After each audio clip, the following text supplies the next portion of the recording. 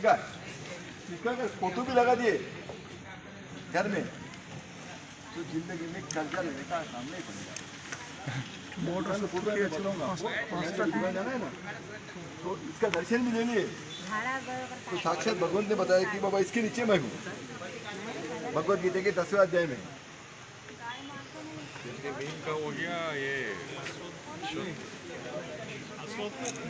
वड, उंबर, आवळा, पिंपळ, शमी 5 प्रकारचे।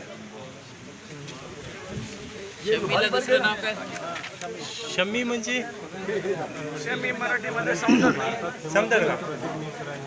शमीचं दुसरं नाव काय? समदड आहे का? समदड. हा, ते खूप महत्वाचं आहे. मराठीमध्ये सौंदर्य ते दसऱ्याच्या दिवशी आपण हे देतो बघा, आपट्याचं पान. आवला भी है ना, आवला भी है। आवला और शमी के पान मिलते जुलते हैं। बर, पीपल, नीम, आमला, उंबर.